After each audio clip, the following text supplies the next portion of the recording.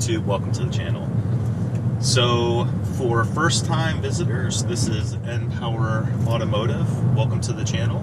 So I have a 2022 Hyundai Elantra N that I've had for a little bit under a year now, and have been making content on it since I got the car. It replaced my previous car, which was a 2009 Dodge Charger RT that I did a lot of modification to. For returning visitors, obviously you've noticed that there's been a little bit of a brand change. The reason for that is the previous channel being 169 Design, that was my original YouTube handle, I guess, for a long time. Just didn't relate to the channel at all, so I thought it was time to rebrand and make it a little more relevant to the content. So hopefully none of you guys get scared away by the new name, and you know it's the same old familiar content that you're used to. So N-Power, why N-Power? Well, obviously Elantra N, the Hyundai products, the N products are, to me, just the, I don't know, the utmost pinnacle of performance for value. And I kind of touched on this in some past videos when talking about the Civic Type R and the soon-to-be released Integra Type S. Honda was kind of like revolutionary for creating, you know, these great performance cars for an incredible value. That's how they became known, right? And not only just price-wise, but they're economical, get great gas mileage, and easy to maintain, reliable. And that philosophy for Honda's kind of faded away a little bit. Now, I should also note my background. I've had 6 or 7 different Honda products. I've had, let's see, 2 Honda Accords. I've had 2 CRXs. I've had a Civic Si. I had an Acura CL Type S, which is Acura, but really Honda. I even had a 1985 VF500 Interceptor motorcycle. So I've even had Honda motorcycles. So I'm a Honda guy. I love Hondas. But of late, really, they've just gone away from that philosophy of true value for performance. Now, their cars are still perform incredibly well, obviously. The Civic Type R and the Acura Type S are, you know, most likely faster than this car around a track. But the problem is that their MSRPs have skyrocketed since the good old days of the Civic Type R coming here to America.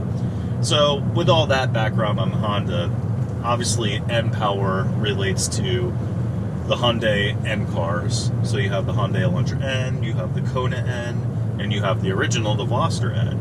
And I'm sure there's going to be other N cars to follow. There's, you know, talk about an Ioniq N and all that. So I've really just bought into the N-Power philosophy with Hyundai. They did their research. They brought people in from car companies that make performance cars, and they did their homework, and they made a spectacular car, in my opinion. So obviously, because I now own a Hyundai Elantra N, my content is focused around the Hyundai Elantra N, hence the new branding name, N-Power Automotive. Also with N-Power is it is a play on words of the word empower. And one thing I feel in this car is I do feel empowered. I feel empowered to drive it for how it was made to be driven, which is enjoying curves like this, and you know, putting it through the twisties, taking it down a drag strip, doing 0 to 60s, but at the same time, family car, commute, drop off the kids at school, go on road trips. So for what would be considered a relatively small amount of money for a new cars are all expensive now, but considering what you get for the money, this car really does make me feel empowered to really use it and enjoy it for what it was made for.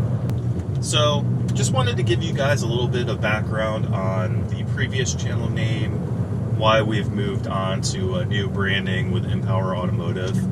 And I really feel like it will help the channel grow. More people will find my channel and not be scared to click on the content. 169 Design I always felt, even though it means a lot to me because of them being lucky numbers, there are some people that might see the 6-9 and be a little concerned about that. So I didn't want to continue on with the, scaring people away from the channel for, that bizarre reason, but it could happen. So with all that said, guys, again, I just wanted to welcome you to the channel if you're a new subscriber or a new viewer, and welcome you back as a previous 169 Design subscriber or viewer.